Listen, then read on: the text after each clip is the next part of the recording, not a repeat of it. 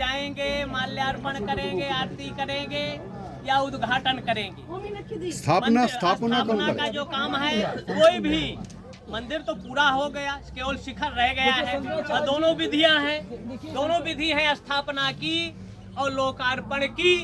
कोई भी, और अभी मैंने शुरू में ही आपको बताया कि इतना हो जाए तो हो सकता है। राजेश्वर शास्त्री द्राविड़ का 7 पेज का लेटर है, उन सब का निराकरण किया गया। सरकार वर्षों से कहती आ रही है कि गंगा सागर मेले को राष्ट्रीय दर्जा मेले का दर्जा है। मेरा प्रश्न सिर्फ यह है कि क्या ये राष्ट्रीय मेले के दर्जे में नहीं आता या राजनीतिक कारणों से केंद्र सरकार इसको मेले का दर्जा नहीं दे? राष्ट्रीय दर्जा इसको देना चाहिए और ये सरकार ये क्राइटेरिया में आता है। आप तो कुंभ वगैरह सभी जगह जाते हैं, क्या ये राष्ट्रीय मेले के क्राइटेरिया में आता है? अगर आता है तो हाँ है, तब उसके बाद राजनीतिक कारणों से नहीं मिलता है क्या? अब क्या कारण है, लेकिन जहाँ 5 लाख से ज्यादा लोग एकत्र हो, कुंभ व्यक्ति ये कहता है उसको राष्ट्रीय दर्जा देना चाहिए और उसको राष्ट्रीय सम्मान मिलना चाहिए, राष्ट्रीय स्तर की व्यवस्था होना चाहिए। राष्ट्रीय दर्जा प्राप्त करने के बाद भी व्यवस्था सरकारें ही करती।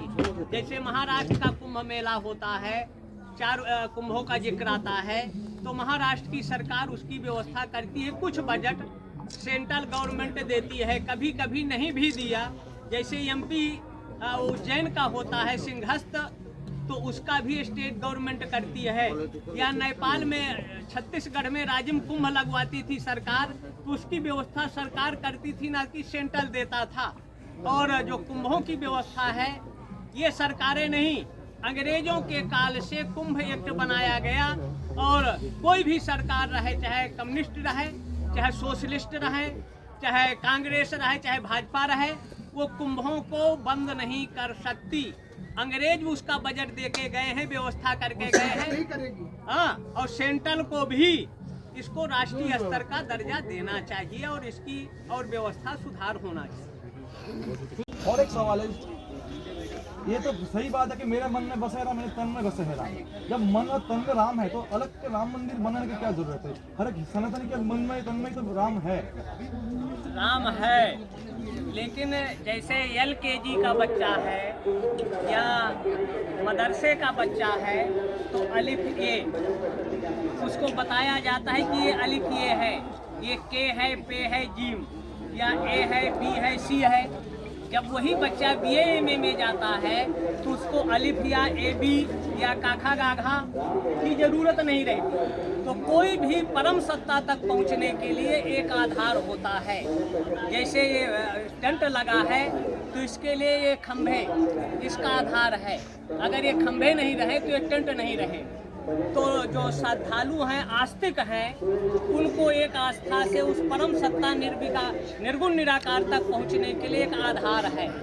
इसलिए मंदिर वहाँ था, लोगों की आस्थाएं हैं। और जो लोग कहते हैं कि वहाँ अस्पताल चाहिए या ये चाहिए, तो अस्पताल भी बहुत है, लेकिन जहाँ लोगों की आस्था है, श्रद्धा है, भक्ति है, तो भक्ति और श्रद्धा के सामने हमको अपने आराध्य की उपासना का संविधान भी अधिकार देता है। संविधान की कई धाराएं, IPC, CPC का कोई ऐसा नहीं है कि किसी को रोक ले। जिसकी आस्था है वो अपनी आस्था के अनुसार अपने भगवान की स्थापना करता है, पूजन कर सकता है, उसमें कोई रोक नहीं। कांग्रेस का है, ये कांग्रेस का गेम प्लान है, वो इसलिए वो लोग नहीं जा रहा है। इसके आपका क्या राय है? शंकराचार्य सब कांग्रेस का है, ये बोला है, बीजेपी ने कहा है, काली कहा है। जाने को ऐसा नहीं है। अब जिसका श्रद्धा होगी, भक्ति होगी, वो जाएगा।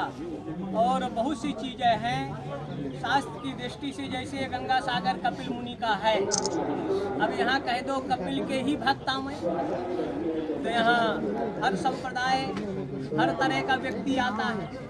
तो राम जहाँ तक है या शंकराचार्य पंचदेव उपासक होते हैं। अधिकतम गणनाथम रुद्रम च केशवम, मतलब भगवान सूर्य, विष्णु, शिव, शक्ति और गणपति आदि शंकराचार्य ने शंकराचार्यों को पंचदेव उपासना मतलब शिव और शक्ति। शक्ति जो है त्रिपुर सुंदरी श्री यंत्र के रूप में, और शिवलिंग निर्गुण निराकार, और कहीं शिवलिंग में ही श्री यंत्र के माध्यम से उस शिव और शक्ति की उपासना करते हैं। और वैसे जो शंकराचार्य आदि शंकराचार्य थे, उन्होंने पंचदेव उपासना का ही आधार लेकर, और एक तरह से अगर देखा जाए तो अब कौन किसके हैं, ये तो उनकी प्रकृति, उनका व्यवहार और वातावरण बताएगा। वैसे राम सबके हैं, जैसे शिव सबके हैं। अब किस पार्टी का कौन है, हम लोग किसी पार्टी का वेरिफिकेशन नहीं देते, तो नेता लोग या जिन पर जो कह रहा है कहने वाला और जिन पर आरोप है वो उसका सफाई दे। उन चारों का कहना है कि राम के प्रतिष्ठा कोई धर्मगुरु करे, कोई राजनीतिक नेता ना करे, इसलिए वो लोग नहीं जा रहे। अब नहीं जा रहा, वो उनकी इच्छा। ये धर्म के नियम से हो रहा है कि कोई राजनीतिक नेता उसको प्रतिष्ठा करे। सनातन परिवार नियोजन भ्रूण हत्या महापाप होता है। अगर हम किसी को जन्म नहीं दे सकते तो उनका कोई भी माता पिता जो भ्रूण हत्या करता है, 6 महीना या साल भर का शिशु सामने रख दो या उसको तलवार दे दो, चाकू दे दो कि इसके टुकड़े करे, शायद कोई माता पिता नहीं करेगा। तो अगर संतान नहीं चाहते तो अपनी इंद्रियों पर संयम रखें। लेकिन भ्रूण हत्या महापाप है। और जहाँ तक 5 का प्रश्न है, वैसे ऋग्वेद में 8 पुत्रों का उल्लेख आता है। 8 संतान जो पैदा करेगा उसको पुम नाम नरक उनके माता पिता को नहीं देखना पड़ेगा और वो सीधे स्वर्ग का अधिकारी है, ये ऋग्वेद कहता है। वर्तमान में सरकारों का है कि हम 2 और हमारे 2। तो अगर 2 का प्रकरण हम लेते तो आज कृष्ण बलराम हम लोगों को नहीं मिलते, या भरत शत्रुघ्न नहीं मिलते। जब राम का राज्य का होने का था, हो गया वनवास, तो अयोध्या में भी रक्तपात हुआ होता। लेकिन बड़ा ने छोटे के लिए त्याग किया, और छोटा भी बड़ा से कम त्यागी नहीं था। जैसे कुटिया बनी है आपके यहाँ, ऐसे पर्णकुटी में नंदी गांव में उन्होंने 14 वर्ष राम की खड़ाहू को लेकर राज्य किया। तो मतलब जो त्याग का स्वरूप था समाज के लिए, वो भाई का स्वरूप था। लगभग 400-500 IAS हैं, 300 से ज़्यादा IPS हैं, और 1000 से ज़्यादा PCS हैं, और लगभग 300 से ज़्यादा हमारे विधायक हैं, और 250 के लमसम सांसद हैं जो अपनी पिता की 4वीं या 5वीं 6वीं संतानें हैं। परिवार नियोजन वैसे जहाँ तक 5 का है, हम तो कहते हैं 2 आप अपने पास रखें, कम से कम 5 एक सेना को भेज दो, एक को कृषि के लिए रखिए, एक को शिक्षा जगत में भेजिए, एक को किसानी को रखिए, और एक को महात्मा बना दो। लेकिन अगर नहीं कर सकते, 2 कम से कम अपने पास रखें। 3 बच्चों की जिम्मेदारी हम लेते हैं, हम उनको भोजन देंगे, शिक्षा देंगे। और जो सुभाष चंद्र का सपना था, आज़ाद हिंद फौज बनाया था, भारत के जो द्रोही हैं, राष्ट्रद्रोही हैं, उनको नियंत्रण करने के लिए, कंट्रोल करने के लिए। और सुभाष चंद्र जैसा व्यक्ति नहीं होता तो 1 लाख भी गांधी हो जाते, भारत को आज़ादी नहीं मिलती।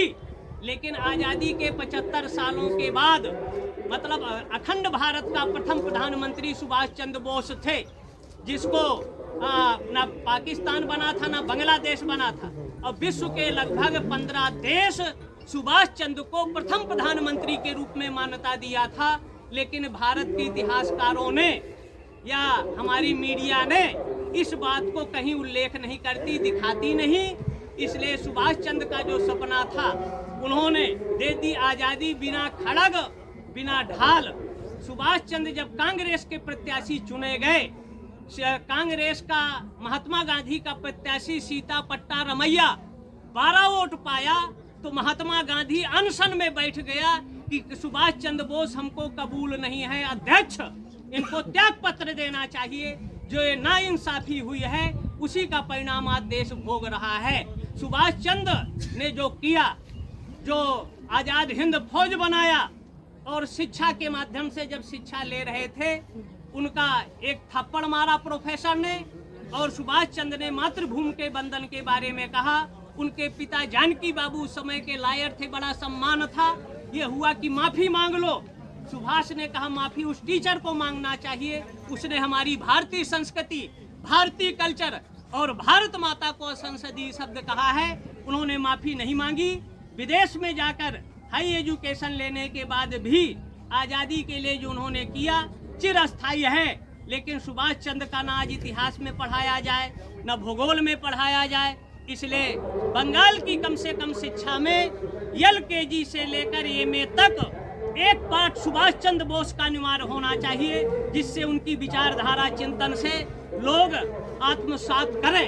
ये जो बंगाल का भूमि है, अगर देखा जाए भक्ति के क्षेत्र में चैतन्य महाप्रभु और तपस्वी के क्षेत्र में कपिल मुनि और विवेकानंद ने विश्व पटल पर जो बंगाल का या सनातन का मान सम्मान किया था, तो हमारे महापुरुषों को इतिहास से जो किनारे किया गया है उनको इतिहास में अंकित करना चाहिए, नई जनरेशन को बताना चाहिए, पढ़ाना चाहिए, जिससे भारत का भविष्य उत्तम सुखद हो, राष्ट्र की भावना जागृत हो, चेतना का विकास हो। सुनकर देखो, सुनकर देखो, सुनकर देखो जी, ममता राहुल मोदी बोले, लिखे जितेंद्र जी।